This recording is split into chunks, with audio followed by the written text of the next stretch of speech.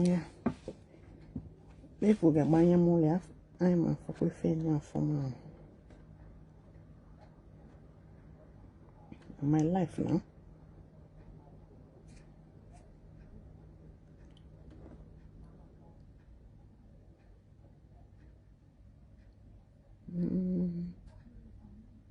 No be kuni no way.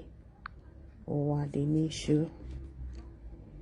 Enu galo nyote before you go.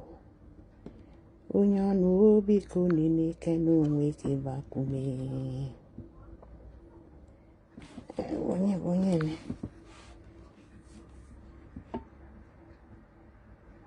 Sikai Ikechukwu, good morning. Ụtụtụ ọma. Daalụ Chineke, ịbụ onye izizi bahani. Daalụ Chineke ka increase volume ife ni wape. Ụtụtụ ọma nọ, ififi ọma nọ, anyasị ọma nọ. O depend bụ onye ọbụla nọ. Ụwa ọma nọ. Onye ọnụ obi ka ọ na-eneke n'onwe ya. Onye ọnụ obi ka ọ na-eneke n'onwe ya. Ụwa dị n'ishu. Enu gala onye echebe ifo ga-ekwu. Onye ọnụ obi ka ọ na-eneke n'onwe ka ebe akwụme. So. Biko bupulinu m filter nọ na alna m ndị filter ni ihu m agba n'ọkụ. Ihu m le m mma ka Chukwu si kenye me. Ka kwa si wepụ unu filter ni o. Filter na m biko. I love to come natural. Iru m agbara ọkụ. So ndị ihuwe agba ọkụ, ndị enwene confidence na ahụwa na ihuwe bụ ndị eyuzu filter. Ali na abana m ije filter na achọ na ma cha. Ụtụtụ ọma nọ, efifi ọma nọ ndị be enyi. Daalụnụ ha manụ nwepe nwayọ ka mbe kwuo ife nke ele m n'ọnụ taanị. Onye ọnụ obi ka ọ na-eneke n'onwe ya. Onye ọnụ obi ka ọ na-eneke n'onwe ya. Ụwa dị n'ishu. Enu gala onye oche bifo ga-ekwu. Onye ọnụ obi ka ọ na-eneke n'onwe ka ibe akume. Ewena iwe biko nụ ka ndị achụ ugbega anya m na nka abịa ma anyị ma fụkpọ ife ni. Anyị ma fụkpọ owo na m anya chacha ka ndị eweghe ndị ekpulu anya anọ m.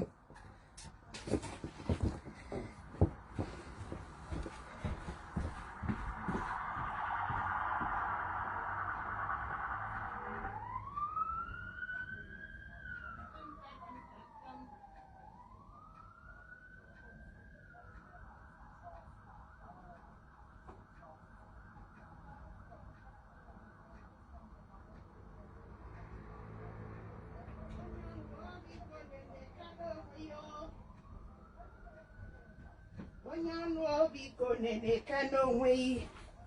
Ụwa dị n'ishu. Daalụnụ ndị nọ na ndị ọtọkwa na ndị ekabahani. Bekpenu na anyị ma fụkpọ ife mapụ ife ọzọ.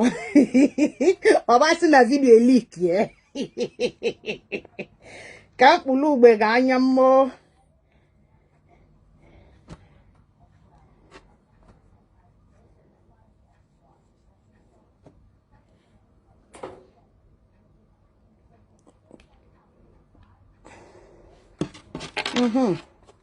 Ọ daba ma afọ ụnọ kịta. Daalụnụ ka mmemelu unu nke Daddy Freeze ememe. Ụtụtụ ọma nọ, efifi ọma nọ ndị be anyị. Ụwa ọma nọ, ọkpọkpa na ọmụ nọ. Unu nche bụ ndị Delta asụ Igbo. Ekene m unu. Ndị bụzikwa nụ anụ Igbo ndị Delta. ekene m unu ncha bonya nọ na n'ọwọma ụwa ya liala anyị ncha mma daalụ nụ chinne ndị nche so ndị anyị keso mezikwe ni chukwu gọzie unu maka mana ofu ụbọchị nụ be ma ekwu ofufe ya asọzụkwa unu sọ unu eso mem mụ bụ Panwule na Facebook ada ONICHA-OLONA na YouTube onye anyị keso mem ya jikisike n'ike so mem ka anyị nyelu n'onwe anyị aka ife ọzọ lika ibe bụzụkwa ife ọbụla onye ọbụla ma nọ n'ọchọ ka anyị kwue ife ya enyeli omenani anyị omenani ọdịnani anyị bụ ndị aniọma ya bụ ndị Delta ndị ncha bụ ndị Delta asụ Igbo wa bụ ndị aniọma ife ọbụla ya enyela anyị aka ka anyị wee uphold our culture onye ọbụla nwelu ya tụ ha ka anyị na be mekwue daalụ n'oshinne chukwu gọzie unu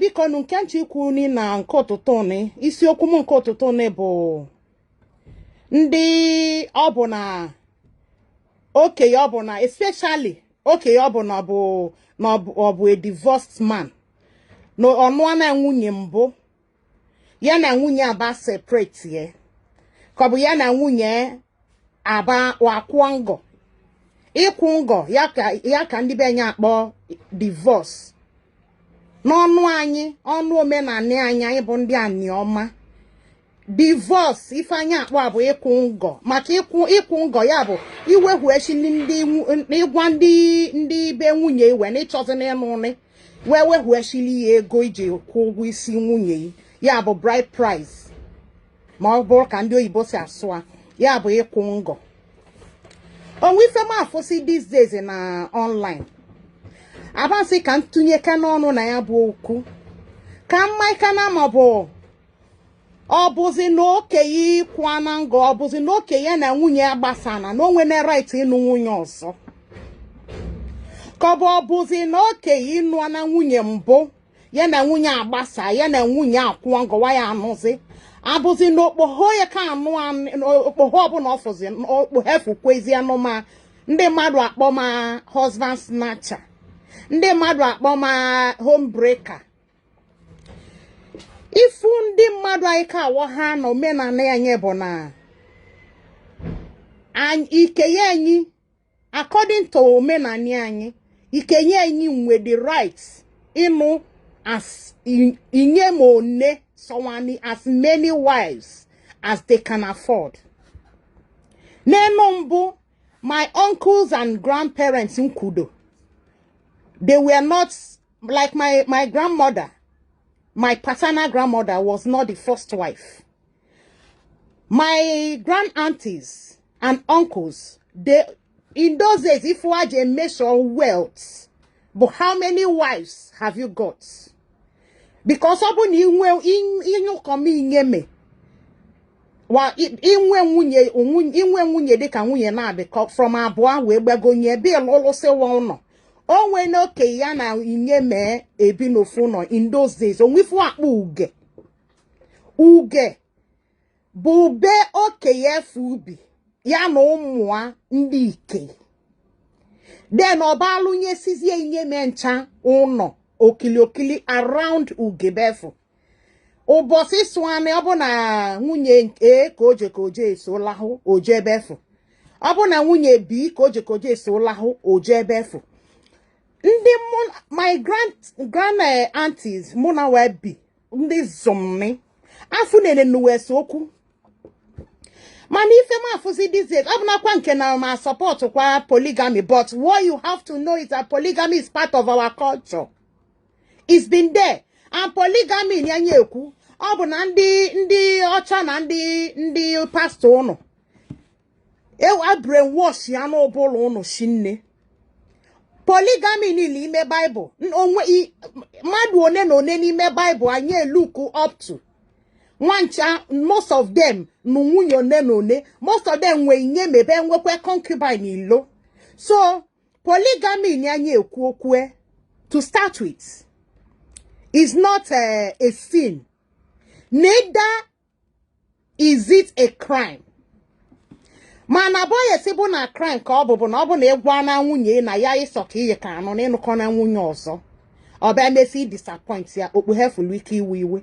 Mana okpuhefu bụsukwa okpoho azụ abụ mena na owesi iwe enesi ayala. Ma okwe na ime ipo. Mana ife ma awahazi na n'enu social media anyị enable.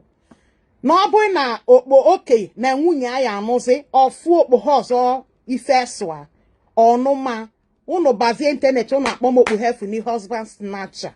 Who are you to judge? Our culture gives us the right. Even Bible.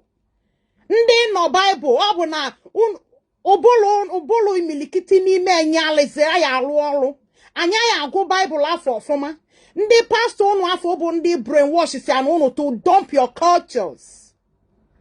They are supposed to let you know na onwe ndị nụ nwunye na-abị n'ime Bible. Ndị nke Chukwu trust kwa ndị ọ bụ na Chukwu ezisi ozi, ndị ọ bụ na Chukwu speak to directly. Wanu sinye menabi, ụfọdụ onyinu sinye menabi be nwekwe mgba, ya bụ concubine ma ọ bụrụ bụ ndị asọ Igbo, be nwekwa mgba n'ilo. So ife ndị mmadụ jizi akpọ ndị akpụ ikpogho husband snatcher maka na di n'oke na nwunye ya anụzi. Ife ọ bụ na love sawana na relationship adiana soured. If you cannot go on with it, you pull out. You let go and let everybody move on. Now, okay, Toham Keta, for example. No, okay, from Keta, ni fema ba so okay, efuni. As long as a guam, ni mwekwe nwunye. It depends on me. Also, me come and know ya know me. Also, na my go. Another one butukwa. Obu na yu na nwunye yi agbasana. Igwazikwa na yu na nwunye ya agbasana. No eme is either na unu no in the process of ikungo ya bu divorce. Unu bu ndi oyibo akpoa. Divorce zikwa ife unu cho maka ndị mmadụ awo hafie oyibo na igbo enyi. Ndị emenu divorce bụ ndị me court wedding. Wa bụ ndị suppose ije court. But follow the procedures. Even church wedding is not supposed to go through procedures. Because there's difference between courts and church wedding. Manandi benya ya wahaya bu ife. Oboy na unu me court wedding. That is the only way. That is the only time you will have to go through the procedures.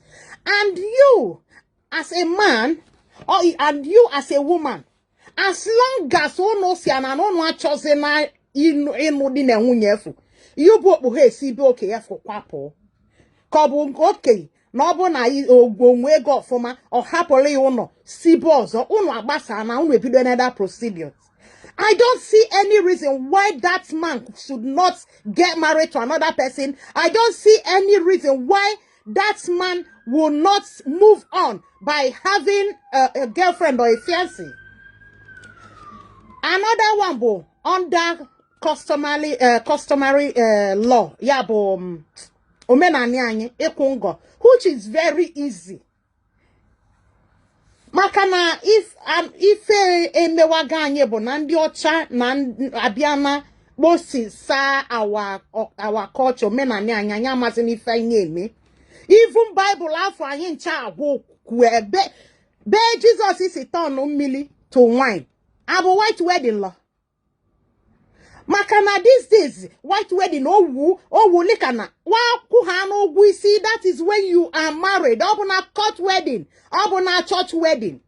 Your traditional right is when you are married. The day your bride price was paid, that is when you get or got married. So, obona your bride price na traditionally kuwanoi. That is the right thing under our own culture. Then oboni you na decide ya na no achoze na no di na nwunye ni na oda bakoze na lono.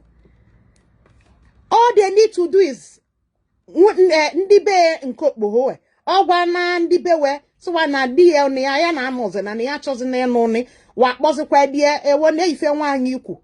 Obu ife you na akpa wa si nkoke ya si the only thing they will do is to bulu manya weloji we lose their bride price, return it to the man's family, and that is it. Ndia aswife na say kapash, abi kapish. Ogu. And that we made that thing. As obugodo na tan ne ko nu me, the man kudo bohozo tan ne ko buechi. That woman is not a homebreaker. The new woman is not a homebreaker. A man saw her, fell in love, approached her, and she accepted. Why would people be calling her a homebreaker?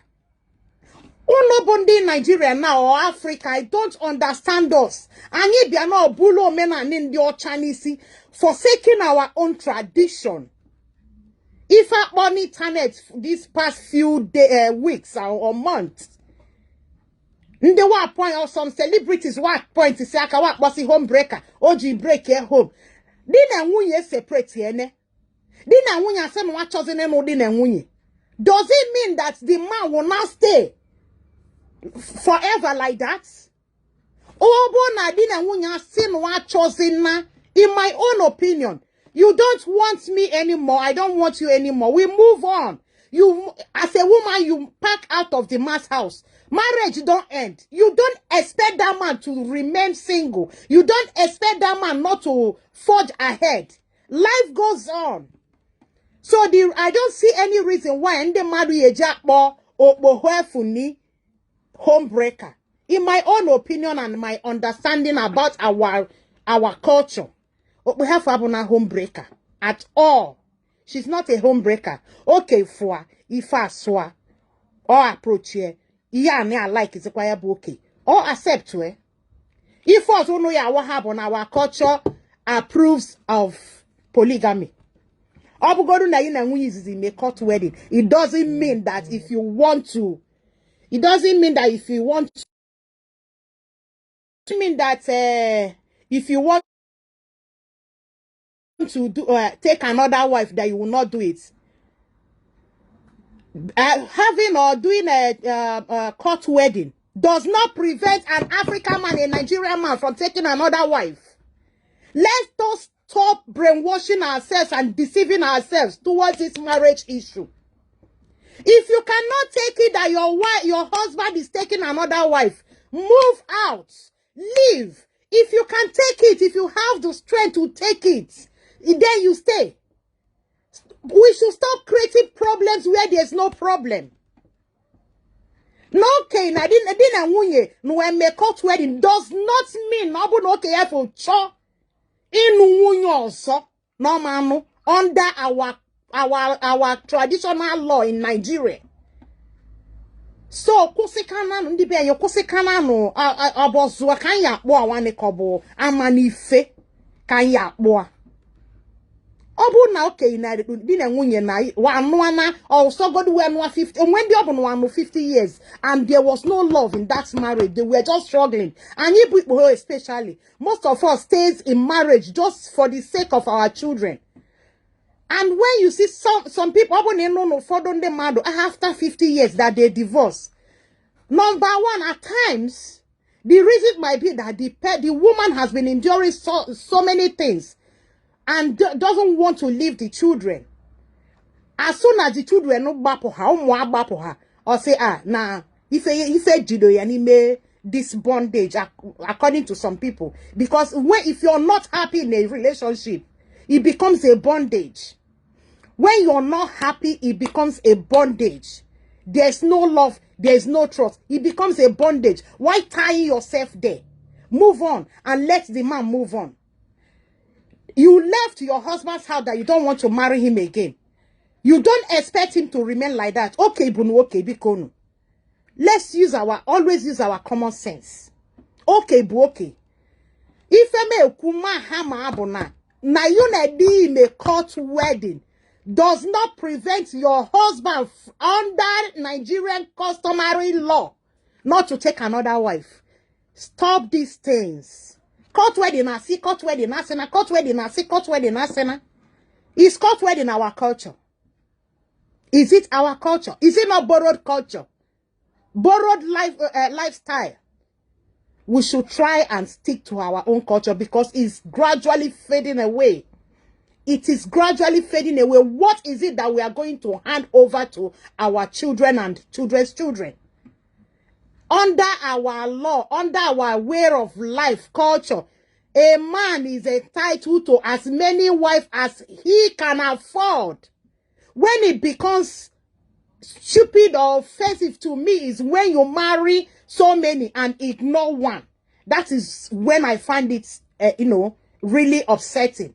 That is when person like me, we get upset with a man that does that. Person like me, as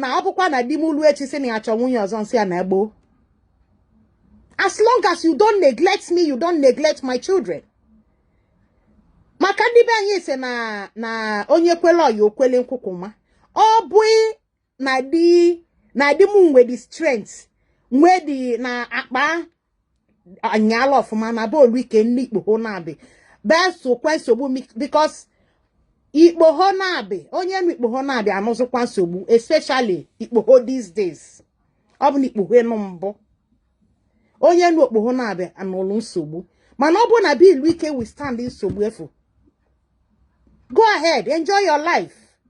As long as you don't exhibit any form of partiality in that home, that is when I would say, na ordinama, you know, we are man under our culture, nundi bang, Indian mancha. Culture permits a man to marry as many wives as he can. Can you hapo kana no omena ndi ocha is not our own. We should focus on our own culture. If you cannot marry a man, makano nwene nwunye mbo, let's stick to that. If you cannot marry a man because he's divorced, stick to that. Man, what I don't want to accept is people calling a new wife married to a family a husband snatcher. No, I don't accept that at all. Okay, na nwunye anu I am nosy. Especially some of us we are quick to pack our load. Onye le kamu di mu ya we pack load pokwale m no afọ. Di mu ya we pack load pole no money according to Mama Davis. Also we die here. We die here. We die here. I ain't going nowhere. Dimu we say when I care honi agoya here we pack load chipu. Manakamu pack ya loadum poa. I don't show no ye men or one and or was. So biko nundi benyi. Ifenji si okumobo. Kanye kose Canada bonde mado husband snatcher makana di onye fnyano.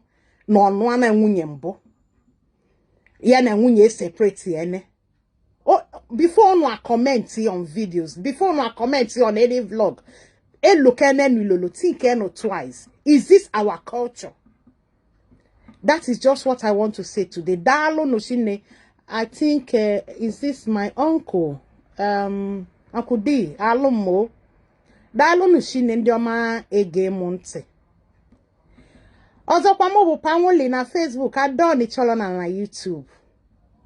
Onya ike so mem ye biko ya jisika ni ike so mem na YouTube ONICHA-OLONA. I subscribe na YouTube, click izikwe that notification mbareba afo akwu godom. I click here.